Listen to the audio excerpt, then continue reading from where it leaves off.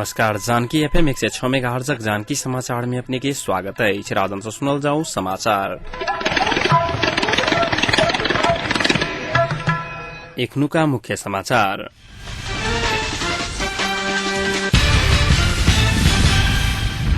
SLC परीक्षाफल प्रकाशित। नियमित दिश 47.16, एग्जामिनेटर दिश 13.7% विद्यार्थी उत्तीर्ण। एमाले स्थायी समिति के बैठक सम्पन्न।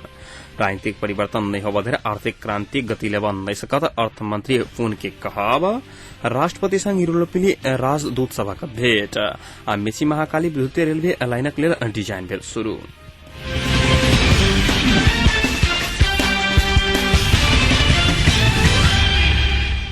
एहि वर्षक एसएलसी परीक्षा के परीक्षाफल सार्वजनिक भेलाइछ। किछुए देर पहिने सार्वजनिक भेल नतीजा अनुसार एहि बेर 47.16% विद्यार्थी उत्तीर्ण भेल अछि। परीक्षा नियंत्रण कार्यालय जनौलक अछि। बीतल वर्ष 55.5% विद्यार्थी उत्तीर्ण भेल में एहि वर्ष करीब 7% से कम विद्यार्थी उत्तीर्ण भेल अछि। एहि बेर एग्जामिनेटर तरफ 13.7% विद्यार्थी उत्तीर्ण भेल अछि। नतीजा अनुसार विशिष्ट श्रेणी में 17,760, पहिल श्रेणी में 77,257, दोसर श्रेणी में 93,830 आ तेसर श्रेणी में 8,791 गोटे उत्तीर्ण भेला अछि। एहि वर्षक परीक्षा में नियमित तरफ 4,45,974 आ एग्जामिनेटेड देश 82,283 का जमा 5,28,257 विद्यार्थी सहभागी छल।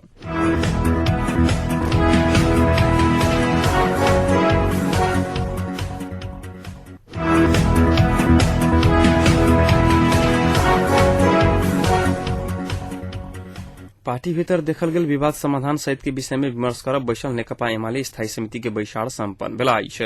बैसार में जनजाति तथा मधेसी नेता सब एक जातीय पहचान के विषय में पार्टी के धारणा पुनर्विचार करबाक लेल आग्रह करैत काल्हि प्रस्तुत कने लिखित अवधारणा के विषय में विमर्श भेल। ताहि विषय के अखाड़ 4 आ 5 गते बजाओल गेल राष्ट्रीय भेला निष्कर्ष में पहुंचाबा के निर्णय कने उपस्थित एक नेता जानकारी देने अछि। शीर्ष नेतृत्व आदिवासी जनजाति मधेसी समुदाय के मांग व्यवस्था कयलक त पार्टी से अलग होबा सकबाक चेतावनी असंतुष्ट एमाले नेता सब द रहल अछि।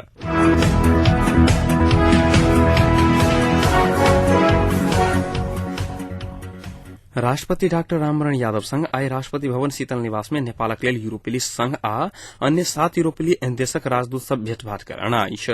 राष्ट्रपति संग भेंट कर राजदूत सब में यूरोपीय संघ के अलेक्जेंडर सक्सेस, फिनलैंडक अश्को जुहानी लुकेन, नॉर्वे के अल्फ आर्नी शमसोन, जर्मनी के भेरिना ग्राफिन भुवन रोडन, संयुक्त अधिराज्य के जोन टकनोट, फ्रांसक जा चार्ल्स डेमा क्विबर्स आ स्विट्जरलैंडक थॉमस गास रहल छलाइत। त डेनमार्क के कार्यवाहक राजदूत मारिया आना पेट्रोडा रहल छलाइत।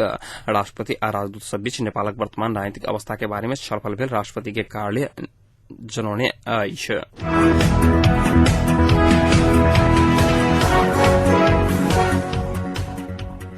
अर्थमंत्री वर्षमान पुन देश में आमूल राजनीतिक परिवर्तन नहीं आबधेर आर्थिक क्रांति गति लेवा नहीं सकत बतौना अछि।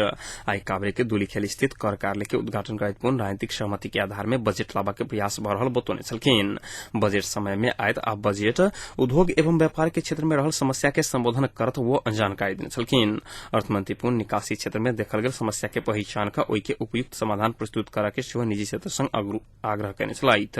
नया बजट में राजनीतिक दल सब बीच विवाद नहीं रहल। 3 खम्भे अर्थनीति, लगानी प्रवर्धन, ऊर्जा प्रवर्धन, गरीबी निवारण, निकासी प्रवर्धन जहन क्षेत्र के प्राथमिकता देल जाए तो बतौने छलखिन। कार्यक्रम में अर्थ सचिव कृष्ण हरि बास्कोटा निकासी क्षेत्र के तथ्यांक सहित के विवरण प्रस्तुत कर निकासी क्षेत्र के समस्या के संबोधन कर अर्थ मंत्रालय सकारात्मक रहल बतौने छलखिन।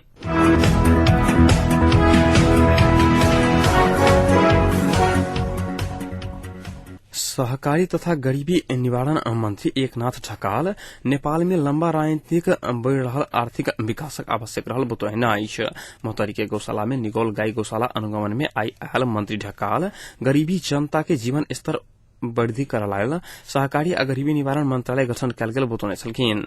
गाय गौशाला के मोहतरी के नवराजपुर में आयोजना कैने स्वागत कार्यक्रम में ऐतिहासिक गाय गौशाला के विकासक लेल गुरु योजना बनाकर विकास कर पड़त बतबैत मंत्री ढकाल गाय गौशाला के गुरु योजना बनाकर विकास कर के पहल कर बतौने छलखिन।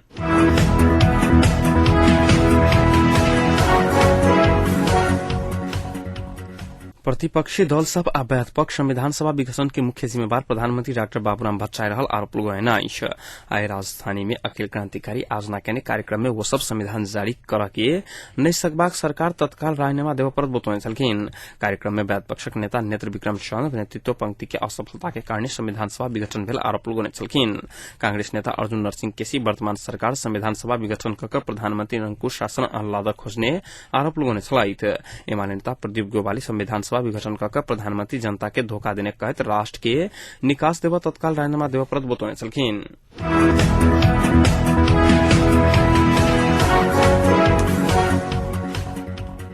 मेची महाकाली विद्युतीय रेलवे लाइन के प्रारंभिक डिजाइन अंतर्गत सर्लाही में सर्वे भेला है। परामर्शदाता कंपनी कोरियन चुनसुक आ नेपाल के फुट अम्ब्राइट कंसल्टेंसी के संयुक्त टोली सर्लाही में डिजाइन शुरू कलक है।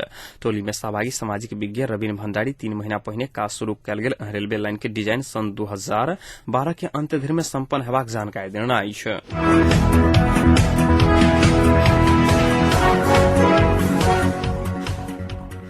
अब तापक्रम में जनकपुर तापक्रम 37 डिग्री सेल्सियस रहला।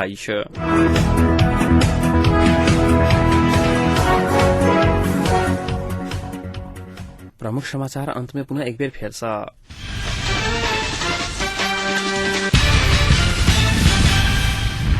एसएलसी परीक्षा परीक्षाफल प्रकाशित नियमित दिश 47.16 एग्जामिनेटेड दिश 13.7% विद्यार्थी उत्तीर्ण। एमाले स्थायी समिति के बैसार सम्पन्न। राष्ट्रपति संघ यूरोपीय राजदूत सबसँग भेटघाट। राजनीतिक परिवर्तन नहीं होबधर आर्थिक क्रांति गति लेवा नहीं सकत अर्थमंत्री पुन के कहब। मेची महाकाली विद्युतीय रेलवे लाइनक लेल डिजाइन भेल शुरू।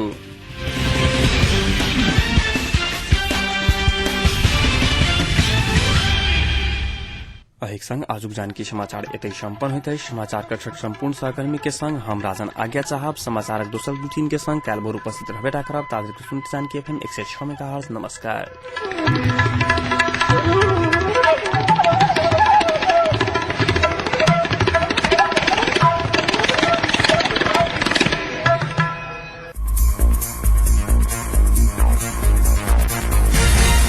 लक्ष्य विकासक बुझे फर्ज ओएस जानकी एफएम 106 मेगाहर्ट्ज। अहिना सुनैत रहू।